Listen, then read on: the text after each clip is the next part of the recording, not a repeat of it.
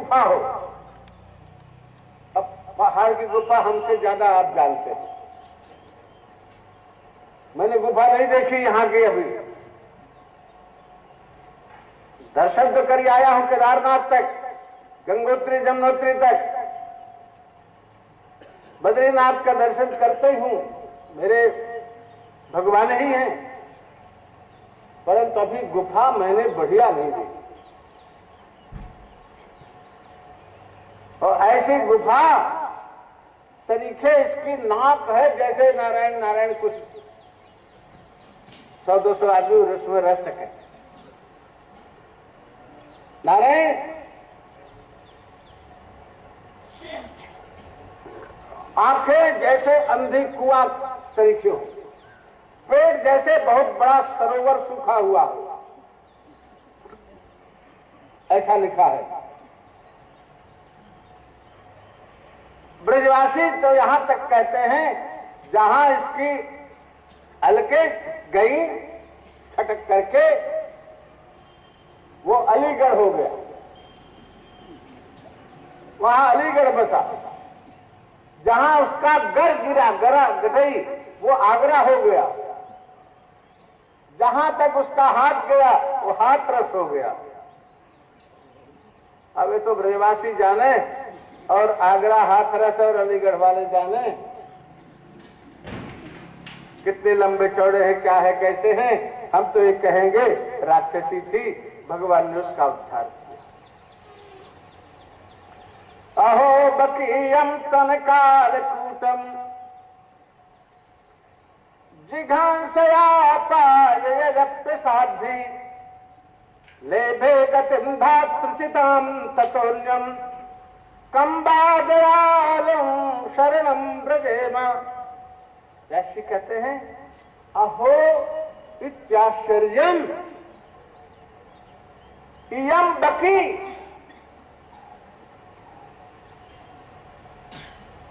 बकस्य पुत्री बकी, बकस्य भगनी बकी, बक्रा विपरीता बुद्धिर जस्या सा बकी। नोट करो, तुम्हारे काम की है। हाँ तो ठीक है। बक्रा विपरीता बुद्धिर जस्या सा बकी।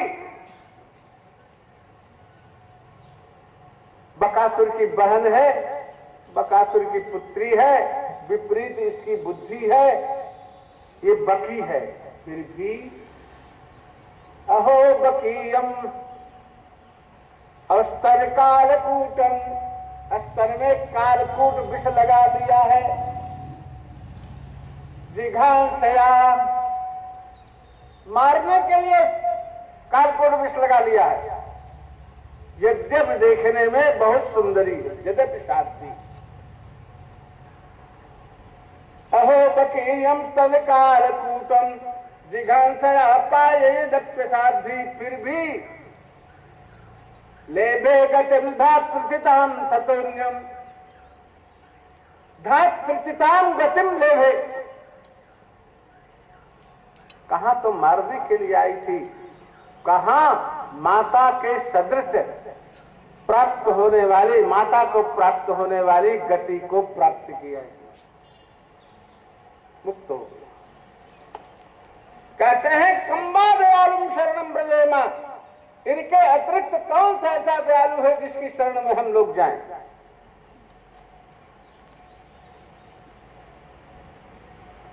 नारायण इस प्रकार से उतना उद्धार भगवान ने किया। एक दिन 27वां दिन था हो, माने जब जन्म नक्षत्र दोबारा आता है, उस दिन भी पूजा करते हैं, उत्सव मनाते हैं। और उस दिन कन्हैया ने करवट ले लिया। करवट जानते हैं? हाँ, ये अब यहाँ क्या कहते हैं ये तो मैं नहीं जानता हूँ। अवधी भाषा में करवट लेना बोलते हैं, अवधी बोली में। भाषा हिंदी है सबकी। जिस समय बालक में कोई एक्शन होता है, मां देख करके बहुत प्रसन्न, आज कन्हैया ने करवट बदल लिया। रोज तो एकदम सिलापट सरीके पड़े, आज करवट बदल लिया। तो मैया ने सोचा मेरा बालक इतना समर्थ हो गया है कि अपने आप करवट बदल लिया। उत्सव मनाना, उस दिन मैया उत्सव मना रही थी। स्त्रियों को बुला कर एक गाना बजाना, खान पान, चाय काफी, सब चल रहा था। चाय काफी नहीं चल रही थी, बढ़िया चकाचक मक्खन का लौंडा चल रहा था। अब मक्खन देखने को नहीं है तो चाय काफी पी लो भैया। पहले अरे हम लोगों के भी बचपन में कोई आ जाए तो एक भूकी में दाना खूब बढ़िया लाई चना भुजा करके रखते थे। नहीं कुछ हुआ तो गुड़े से ही, नहीं दूध हुआ तो गुड़े पानी ले आए, पिलाए पिलाए। आज बड़ा स्वागत होता है, तो चाय बना दियो, चाय बना दियो। अब वो चाय कितनी कि एक घूंट नहीं, कुल्हड़ गया, गिलास गया, कप आया, कप में कपिया आई, कपिया से कुलिया आई, कुलिया से ये हो गया नारायण। अब मुंह के तक ले जाओ, अगर ठंडी है थोड़ी सी तो फिर दोबारा नहीं मुंह में लगाने की जरूरत है। कहा जब ठंडी हो जाए तब जेब न जरे। अच्छा रह गया, पकावा मत, हमें कथा में बिगड़ जाएगी। नारायण खिलाते खिलाते कुछ चीज खत्म हो गई।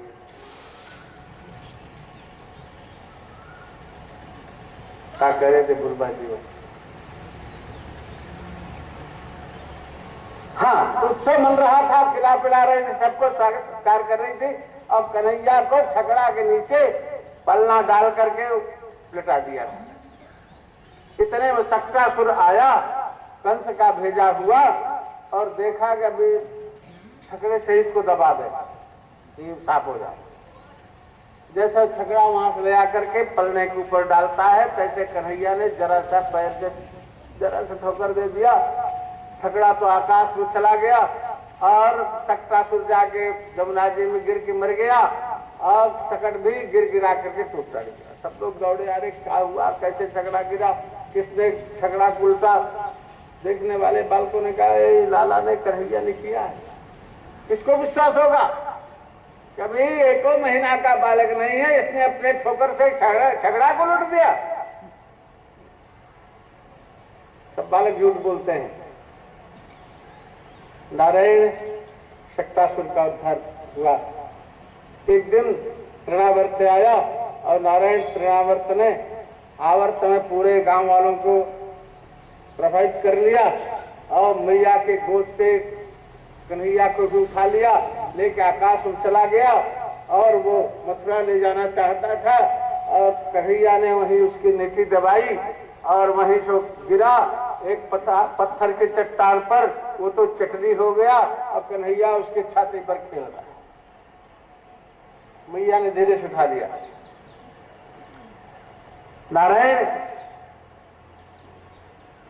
एक दिन कागासुर आया, कागासुर का भी उद्धार कर दिया, ऐंठ के फेंक दिया। ब्राह्मण आया, ब्राह्मण को भी विकलांग करके फेंक दिया।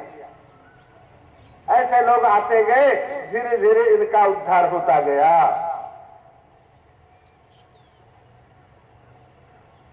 पुरोहित जी महाराज गरीब जी आते हैं, नामकरण संस्कार करते हैं। नारायण मैया को भगवान कन्हैया ने विश्व रूप का दर्शन कराया जम्हाई लेते समय, लेकिन काहे को मैया को वात्सल्य के आगे विश्व रूप का दर्शन हो।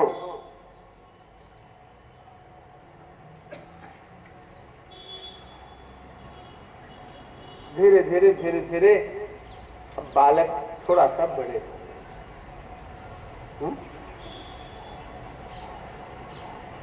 एक दिन की बात है, मैया जसोदा अपने हाथ से दही मथ गई।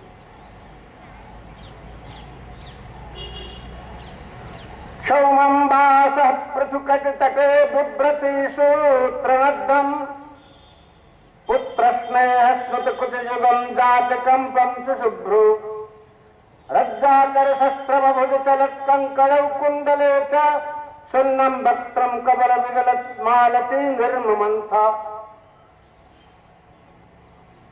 एकदा गृहदासीषु जशोदानंद गेहिनी कर्मांतर नियुक्तासु निर्ममंथ स्वयं दई।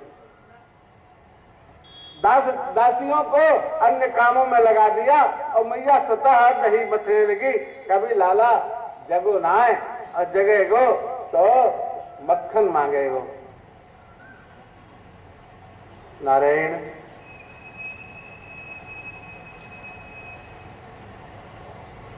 इधर मैया अब मक्खन दही मथ रही है। आज लगता है कुछ उत्सव है। आज मैया ने नई साड़ी पहनी, छौमम बासा, नई लाल साड़ी पहने हुए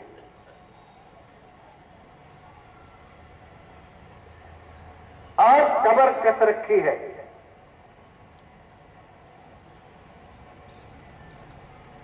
जूड़ों में मल्लिकादि पुष्पों को गूंथ रखा है। और नारायण पुत्र स्नेह से, वात्सल्य स्नेह के द्वारा मैया का वक्षस्थल कांप रहा है, माने फड़क रहा है, वैसे नहीं कांप रहा। और मैया खींचती है ना, रस्सी खींचती है। कमजोर नहीं, मरियल नहीं, मैया खाए पिए है हो। करोड़ों गाय बाबा के पास रहती है। मैया ने खूब मक्खन खाया, मोटी ताजी है।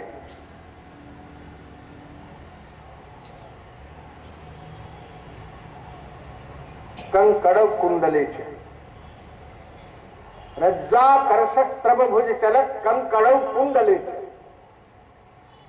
चलाती है तो हाथ के कंकड़ से आवाज होती है। और जब यों यों यों यों तब कुंडल भी बजते हैं। रज्जा करशस्त्रव भुज चलत कंकड़ कुंडले शिन्नम वक्त्रम कवर विगलत मालती निर्ममंथ। थोड़ा थोड़ा पसीना हो जाए, मैया को पसीना हो जाए। और नारायण अब सिर में लगे हुए जूड़े में मालती पुष्प नीचे गिर, मालती पुष्प नीचे क्यों गिर? अरे मैया, तूने मेरे को अपने सिर में लगा रखा है। अरे तू ठाकुर सेवा कर रही है, मैं तो तेरे सिर पे रहने योग्य थोड़ी हूँ, मैं तो तेरे चरणों में रहने योग्य हूँ। इसलिए मालती पुष्प चरणों में गिर रहे हैं। इतने में कन्हैया वहां जगते हैं, जगते हैं कन्हैया। इधर उधर देखा, मैया नहीं। मैया मैया मैया करते हुए धीरे से आते हैं तो मैया को देखा, मैया चला रही खूब और मथ रही है। अरे देखो मैया मेरे लिए इतना परिश्रम कर रही है।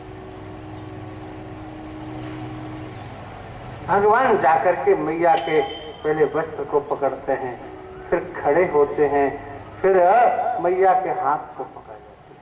मैया अब तू रहने दे, तावत कर्माणि कुर्वीत, तभी तक कर्म करने की आवश्यकता होती जब तक मैं प्राप्त न हो जाऊं। कर्माणि चित्त शुद्ध्यर्थम एकाग्र्यार्थम उपासना मोक्षार्थम ब्रह्म विज्ञान वेदांत निश्चय। सत्कर्म तब तक करना चाहिए जब तक अंतःकरण की शुद्धि नहीं होगी, अंतःकरण एकाग्र न हो जाए। और उपासना करते, मेरे लिए तू सेवा कर रही है, तेरा तो कर्म भी बन गया, तेरी उपासना भी बन गई, अब तो मैं मिल गया, अब तू काहे परिश्रम कर रही है? लाला डट जा, अब आज चलो माखन है और अभी मक्खन निकल आवे तब तो ना मैया मैं तो दूध पीऊंगा। कन्हैया दूध पीवे के लिए बचल रहा हूं, अब मैया सोच रही कि मेरा मक्खन बेकार जाएगा। सच मक्खन खाया होता है ना, नहीं खाया, बासी खाया होता है यार, लेकिन जीव तेरी लपलपाए देखिए, मक्खन खाए देखिए। नारायण कन्हैया ने मैया को पकड़ लिया, मैया मैं तो भोगो पीऊं। झुंझला करके मैया बैठ गई, क्योंकि टाट भी नहीं सकती, और गोद में ले लिया, मैया आंचल से ढक लिया और दूध पिलाने लगी। मैया तू बड़ी अच्छी मैया है। अच्छा मैया ये बता, तो मैं प्रिय हूं या दूध प्रिय? ना लाला, अरे तू प्रिय है, तेरे लिए दूध है, तेरे नाते दूध मक्खन है, दूध के लिए तू थोड़ी है, तू प्रिय है, तेरे बाद में दूध पी। इतने में एक दासी खबर देती है दूध के घर में से, जहां दूध गर्म होता है, अरे मैया पद्मगंधा गैया का दूध उफन रहा हो। मैया कन्हैया को उठाया गोद से और नीचे पटका और भगी दूध को संभालने के लिए। जा करके वहां दूध में छीटा दिया जल का, वो तो दिया। आज दूध उबल क्यों रहा? दूध ने सोचा तो श्याम सुंदर अपनी मैया का दूध पी करके ही तृप्त हो जाएंगे, तो मेरा इस जीवन से क्या फायदा? मैं क्यों ना अपने को अग्नि में डाल करके समाप्त करूं? मेरा जीवन तो व्यर्थ हो गया। कन्हैया मैया का दूध पी करके तृप्त हो जाएगा, मैं किस लिए हूं?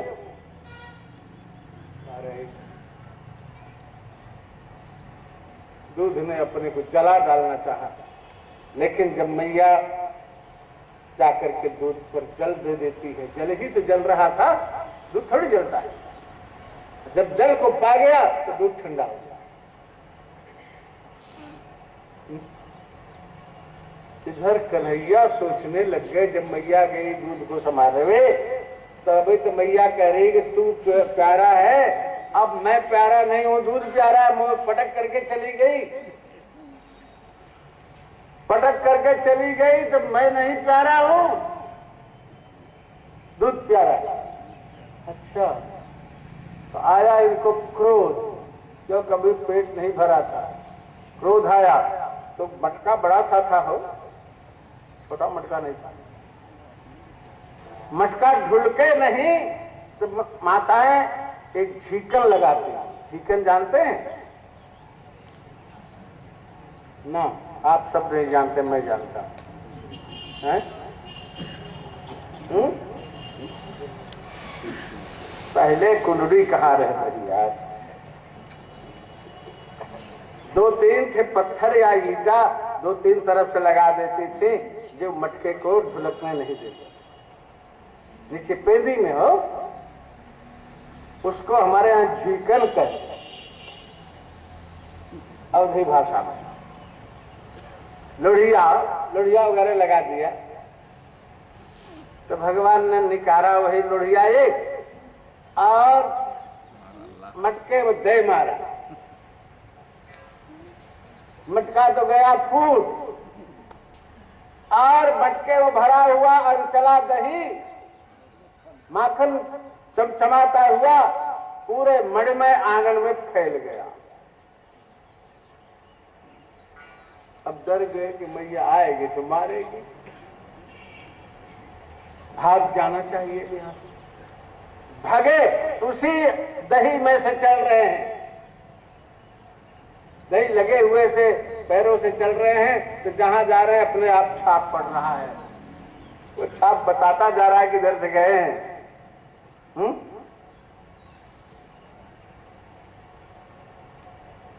बहुत बढ़िया बात है हो।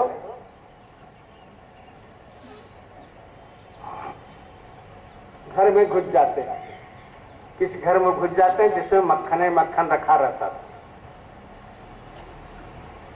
उस घर में घुस गए। अब कुछ देखा नहीं, उलूखल देखा तो उलूखल पर चढ़ गए, छीका पर से मक्खन उतार करके और बंदरों को खिलाने लगे। इतना अच्छा है कि चोरी करते थे, चोरी में दान करते थे, अकेले ही नहीं खाते थे। यश लिखते हैं उलूखलांग्रेरुपर व्यवस्थितम्, उलूखलांग्रेरुपर व्यवस्थितम् मरिकाय कामं ददतं सचिष्ठितम् हय्यंगवं चौर्य विशंकिते क्षणं निरीक्ष्य पश्चात्सुतमागमच्छनैः। नारायण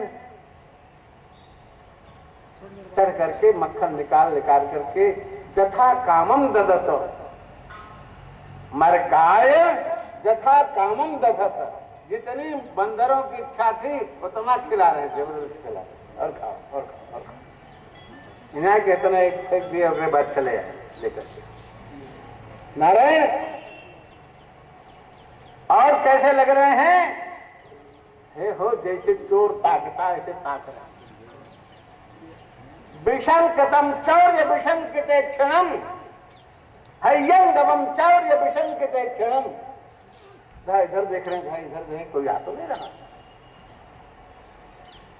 और मैया पहुंच गई, क्षणई ही पश्चात सुतम निरीक्ष आगमत।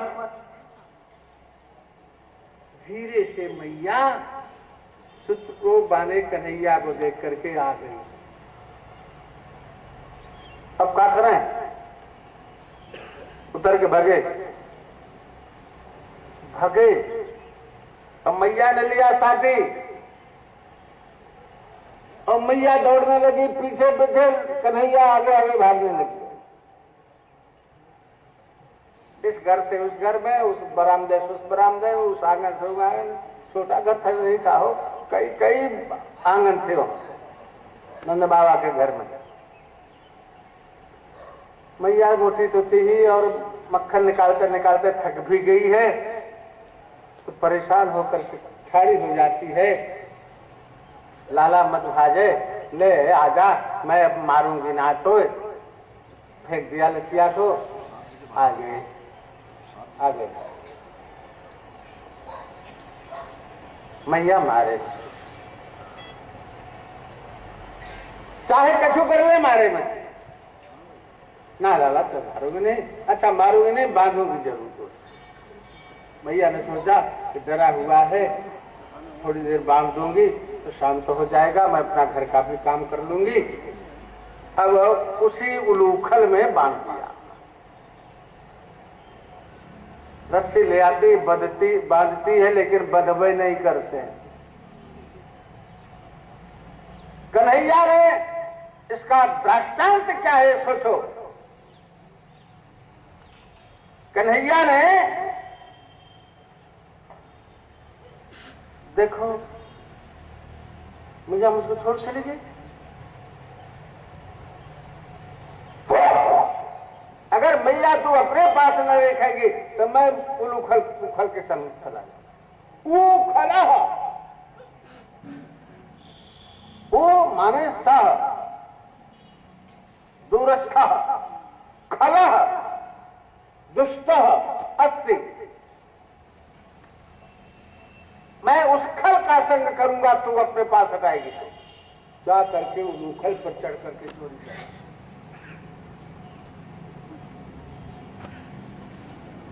अर्थात अपने बालकों को संयमित रखना चाहिए, अपने दृष्टि से पृथक नहीं करना चाहिए। दृष्टि से पृथक हुआ बालक फिर धीरे धीरे पृथक ही हो जाता है। अभी से 2 वर्ष के बालक को स्कूल में डाल दिया, चाहो दूर स्कूल में पढ़ो, क्या पढ़ेगा वो बालक? जो शिक्षा का कार्य माता पिता को देना चाहिए, वो शिक्षा का कार्य बचपन का स्कूल में दाई दे रही है। क्या देगी वो? उसका क्या स्नेह है? वो तो नौकरी पाती है, नौकर का ही शिक्षा देता है। इसलिए 5 वर्ष तक बालक का लालन पालन माता पिता को करना चाहिए और शिक्षा देनी चाहिए।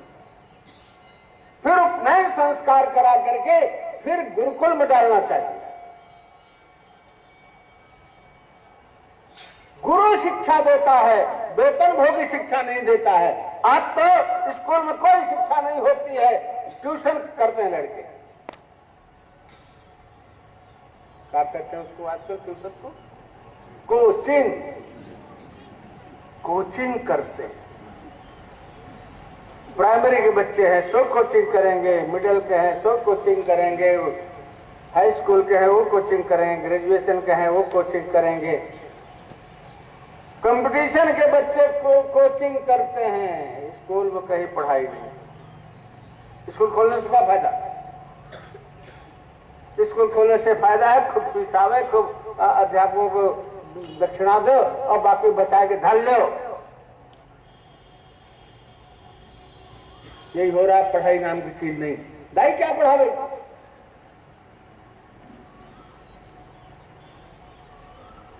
हाँ ठीक है, उतनी देर तक अभिभावक जो हैं बच्चे के सेवा से दूर रहते, बच जाते हैं। हमें कोई काम नहीं करना, हम 2000 फीस दे देंगे, कोई बात नहीं, ईसाई मिशनरी स्कूल में डाल दो। 50,000 डोनेशन लगे, नहीं 50 नहीं, हम 1 लाख दे देंगे, हमारा बच्चा ईसाई स्कूल में पढ़ेगा। अरे बुद्धि भ्रष्ट हो गई देवताओं। इतना पैसा खर्च करके तुम ईसाई स्कूल में डाल रहे बच्चों को ईसाई बनाने के लिए। डालना ही है तो शिशु मंदिर में डालो ना।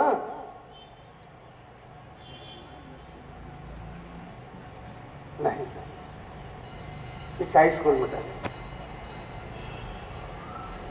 महामूर्ख होते हैं ईसाई स्कूल के बालक, भले कहें कि बहुत योग्य है। मैं देखता हूं हमारे यहाँ ज्योति स्कूल करके ज्योतिर्मठ में ईसाइयों का स्कूल है, और हमारा शिशु मंदिर है, विद्या मंदिर है। वहां के बालक इंटर में जाकर के इंटर कॉलेज में सबसे योग्य निकलते हैं, और ज्योति स्कूल के बालक जाकर के मूर्ख निकलते हैं। अब तो ईसाई लोग अपने उन बच्चों से कहते जाओ चंदा वसूल के ले आओ, भीख मंगवाते हैं। लेकिन बुद्धिमानों की बुद्धि भ्रष्ट है, खूब पैसा अधिक से अधिक दे करके मिशनरी स्कूल्स में दाखिला दिलवाते हैं बच्चों। भाई अरे ये भी व्यवहारिक चीजें हैं, भागवत में है, ये भी व्यवहार में है। मैं गलत नहीं कह रहा हूं, समझो देशवासियों। वहां भारतीयता की पढ़ाई थोड़ी होती है। अगर अच्छा व्यवहार चाहते हो तो बालकों को अपनी दृष्टि के सामने रखो। दृष्टि के सामने नहीं रखोगे तो कन्हैया के सरीके खल का संग करेगा बालक। तो मैया ने भी सोचा, अरे तू खल का संग करता है, ला अब तुझे खल के ही संग में रखूंगी। तो उसने उलूखल से बांधना चाहा, सारी रस्सियां छोटी पड़ गई, 2 अंगुल, ज्यादा नहीं 2 अंगुल छोटी पड़ती, 2 अंगुल छोटी पड़ती। 2 अंगुल छोटी पड़ने के क्या कारण है? कि दोनों तरफ से द्वैत है, दोनों तरफ से द्वैत है। एक तरफ से मैया का वात्सल्याभिमान रूप द्वैत है कि मेरा बेटा है, मैं बांध के रहूंगा। एक तरफ से कन्हैया का ऐश्वर्य द्वैत है। अच्छा तो भैया मुझे बांधेगे, चले फिर तू बांधी ले। ये दोनों तरफ से कमियां जो हैं वो द्वैत है। द्वैत में बंधन नहीं होता है। संसार में द्वैत बांधता है, परमात्मा से नहीं मिलाता है। परमात्मा से मिलना है, तत्ता अभिमान छोड़ो और परमात्मा के चरणों में मिल जाओ। तो मैया का अभिमान नहीं मिलने देता है, कन्हैया का भी अभिमान नहीं मिलने देता है। मैया थक गई बांधते बांधते। अच्छा मैया, रस्सी छोटी हो रही है। हाँ लाला, तू नहीं बदलो। अच्छा ले मैया बात, कृपया शीत बंधने, कृपा पूर्वक बंधन स्वीकार करते हैं। गिर पर बहो, कृपया शीत बंधने, कृपा पूर्वक बंधन स्वीकार कर लेते। नारायण, मैया तो चली गई काम में, ग्वालिनी आती हैं, सबने सुन लिया आज मैया ने कन्हैया को बांध दियो है। ग्वालिनी सब आती हैं, मैया कन्हैया को तेने बांध दियो है। हाँ बात तो दिए हैं, खोल दे मैया। रोज तुम लोग रहना लेके आते हो, मक्खन चुराए किया हो गया, आज बांध दिया, आज खुलवाने आई हो ना। मैया लाला बड़ो सुकुमार है, खोल दे। ना ना मत, ना खोलूंगा। अच्छा भैया मैं खोल दूं? ना कोई मत खोलियो, कसम सबको धरवा दिया, कोई मत खोलियो। धीरे धीरे गोपियां इधर उधर करके वो भी चली जाती। क्या करें? बलराम जी को कहीं से खबर लगी, वो आए। क्यों मैया? हाँ लाला बोल, क्या बात है? तेरे कन्हैया भैया को बांध दिए हैं? हाँ बात तो दियो हूं। क्या बात है? क्या तू जाने ना मैं? क्या बात है? क्या है तू? मैं शेषावतार हूं।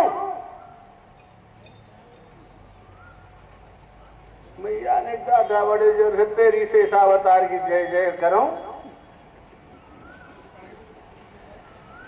सबरे शेषावतार पूर्णावतार सब यही पैदा हो गए हमारे घर में। भाग जा रहा तो वो बांध दूंगी। बलराम जी वहां से चल करके आते हैं कन्हैया के पास, देखे थे उल्लू पलू बधे हैं। बलराम जी ने कहा, प्रभु काहे कोई सब तुम करते हो? मैया कभी बांध दे, कभी कुछ करे, कभी मारे, कभी लठिया से करे, काहे गुधम करते हो? मत करो ना। कन्हैया कहता, दादा अरे जब इनके बेटा बन के आए हैं, इनकी डांट भी सुननी पड़ेगी, इनकी मार भी सहनी पड़ेगी, इनके बंधन को भी स्वीकार करना पड़ेगा। अगर ऐसा न हो तो बेटा क्यों बन के आए? बलराम जी ने समझ लिया कि कुछ लीला है इनकी, और अच्छा तो तू कर जैसा करते बने, तू बंद हो रहे। फिर बलराम जी भी चले गए। अब वहां नंद भवन के आंगन में दो जमलार्जुन के वृक्ष थे, आज उनका उद्धार होना है। वो मणिकुबर और नलकुबर और मणिग्रीव हैं, कुबेर के पुत्र। नारायण,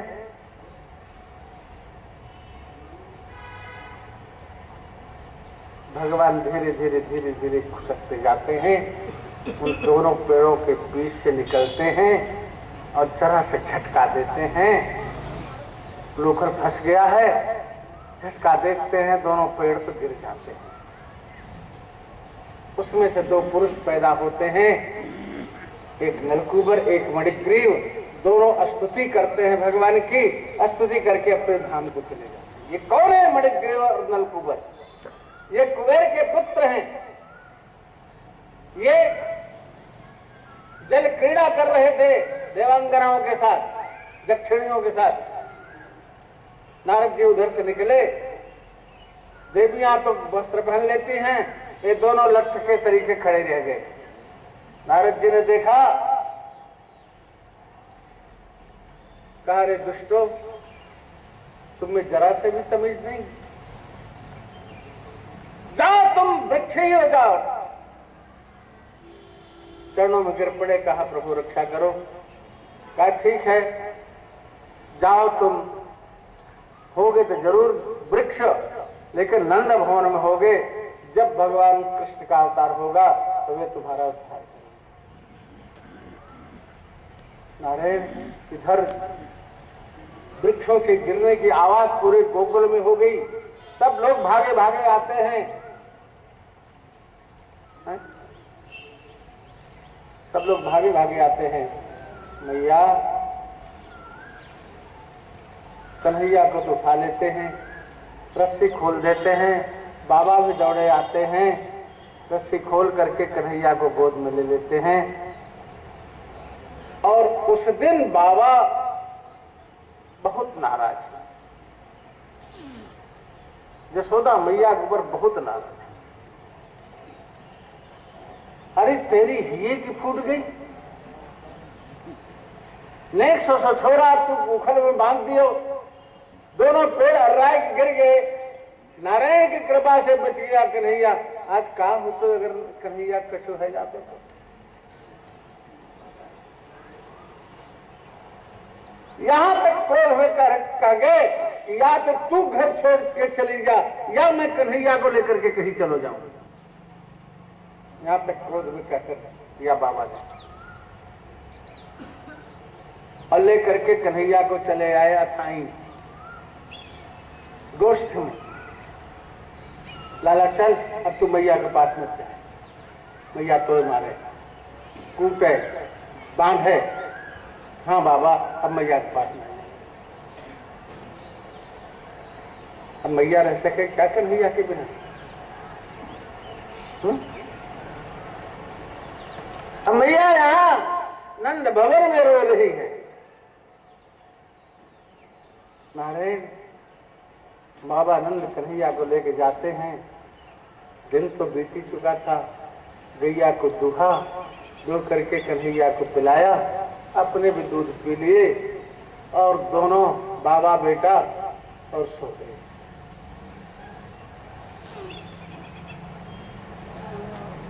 बाबा लोग एक समय खाते हैं ना, बाबा लोग एक समय खाते हैं। नहीं, बाबा लोग आजकल तो दोनों समय खाते हैं, मिल जाए तो तीनों समय खा। और हो तो नारायण काफी भी चाहिए,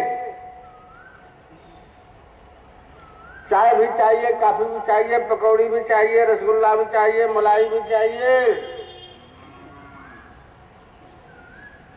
अब की बात कर रहा हूं। पहले तो महात्मा हम लोग एक समय खाते थे।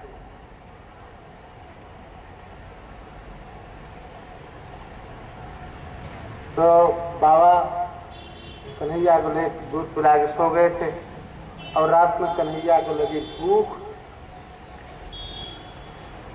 तो रोज तो मैया का वक्षस्थल टटोलता था कन्हैया, तो दूध मिल जाता था। आज बाबा का वक्षस्थल टटोलते हैं और मुंह मारते हैं, तो वहां दूध कहां धरा है? कन्हैया क्या कर रहे हो? बाबा भूख लगी है, दूध पीऊंगा। काफी समय दूध का, दूध तो चला गया घर में। बाबा तो तू मैया के पास ले चल। कहा तू मैया मारे कूटे, तू मैया के पास जाए मत जाए, यहीं रह, मेरे पास रह। कहा मैया चाहे मारे, चाहे कूटे, चाहे कछु करे, दूध पियावे मैया। बाबा तेरे दूध कहाँ है? ले चल मैया क्या मुझे। बाबा भाव में भरे हुए वहां से कन्हैया को लेकर के आते हैं। महल में दरवाजा खटखटाते हैं। अरे यशोदा तू धन्य है,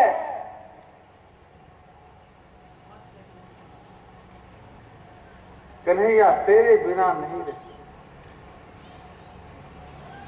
मैया का वात्सल्य ही भगवान को बांधता है, बाबा का वात्सल्य भगवान को नहीं बांध पाता। ऐसा बता भैया गोद में लेती है, आज मेरे हाथों में क्या हो गया, मैं इन हाथों से कन्हैया को बांधूं, सोच करके रो रही है। कन्हैया को लेकर के गोद में दूध पिलाती है। जब कन्हैया ने दूध पिया तब मैया को सांत्वना हुआ, हाँ कन्हैया ठीक है।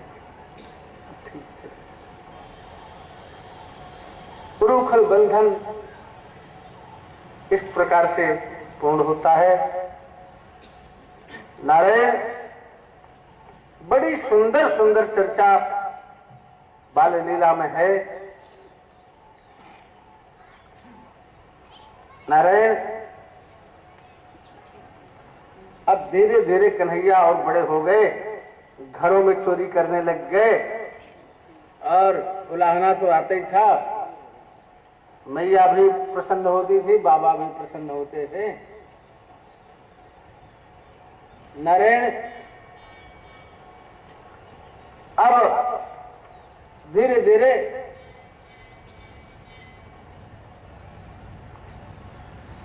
इतने बड़े हो गए कि गोवत्स चारण के लिए आग्रह किया।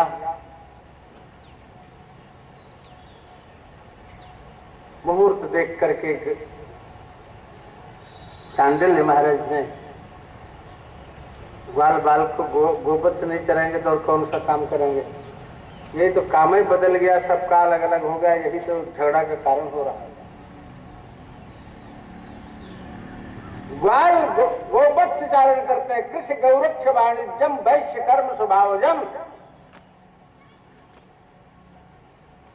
खेती करना, गौ की रक्षा करना, व्यापार करना, ये वैश्य का स्वाभाविक कर्म है, धर्म है।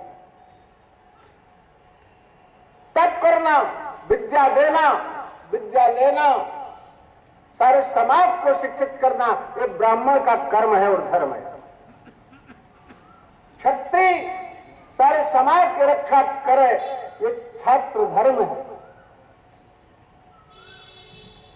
नारायण आज सब बदल गया। शूद्र तीनों वर्णों की सेवा करे,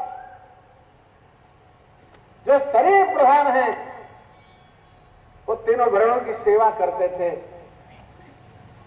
यही व्यवस्था थी हमारे यहाँ की चातुर्वर्ण की, ये हमारे यहाँ की आर्थिकी व्यवस्था थी। वर्ण व्यवस्था आर्थिकी व्यवस्था थी, आश्रम व्यवस्था धार्मिकी व्यवस्था थी। ब्रह्मचर्य गारहस्थ्य 12 संन्यास ये धार्मिक व्यवस्था थी और वर्ण व्यवस्था आर्थिक व्यवस्था थी। जन्म से ही अपने अपने अर्थ व्यवसाय में लोग लग जाते थे। जब से ये व्यवसाय का सांकर्य चला तब से बहुत झंझट हो गया। ब्राह्मण सु कंपनी है, अग्निहोत्री शू कंपनी बोर्ड मैंने देखा। अग्निहोत्री जी जूता बनाते हैं, जब अग्निहोत्री जूता बनाते हैं तो रैदास जी तो अपने आप ही व्याख्यान देंगे। क्या तमाशा,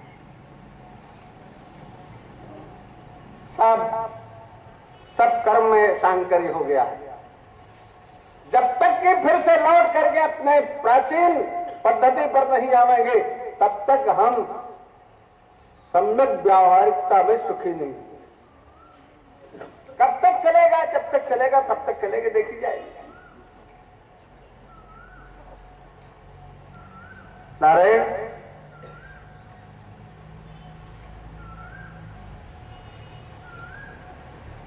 एक दिन बकासुर को मार दिया भगवान ने। एक दिन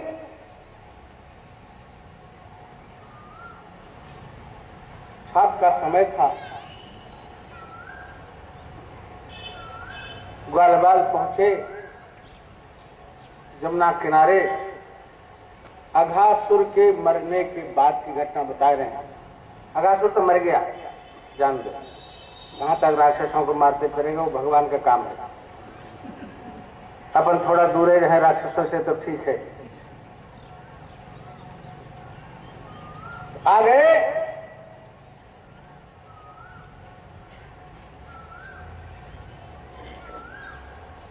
ग्वाल मंडल देर हो गई थी, जमुना किनारे बैठे भोजन करने के लिए।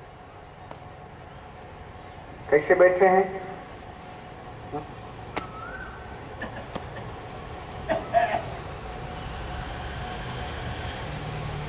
पहले ग्वाल बैठे बड़े, उनके बाद उनसे छोटे, और किनारे श्री कृष्ण बैठे।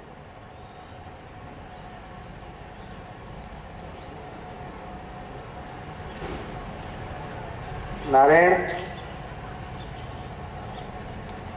कन्हैया ने एक हाथ में मक्खन दही भात का लोदा दे रखा, हाथों में तत्फलान अंगुली, अंगुलियों में कहीं टेटी है, कहीं आम है, कहीं मिर्च है, ये सब अचार यूं लगे हुए। और फिर दही भात खिलाऊंगा सब, लंचा गया, मुंह में पानी जा गया, अचार का नाम शुरू कर। नारायण,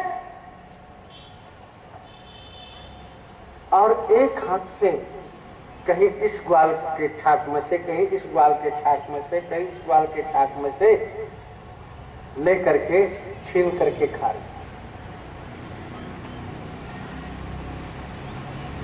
मधुमंगल की मैया के पास उस दिन कुछ नहीं था, तो का छाक दे बेचारी। उसने 4-5 दिन का रखा हुआ मट्ठा और उसको धुंगार दिया और कहा बेटा आज इसी से काम चला लेना। बर्तन भी नहीं था कोई, एक हंडिया में दिया था। मधुमंगल ने सोचा अगर मैं इसको पीऊंगा, कन्हैया देखेगा तो बड़ा दुखी होगा। मधुमंगल दूर खड़ा हुआ पेड़ के आड़ में और लगा करके यूं छाप पी रहा। तब तक कन्हैया ने देख लिया। कन्हैया दौड़े, कन्हैया को आता देख करके जल्दी जल्दी गिरा के पीने लग गया मधुमंगल। अब उसके ओठ से टपक भी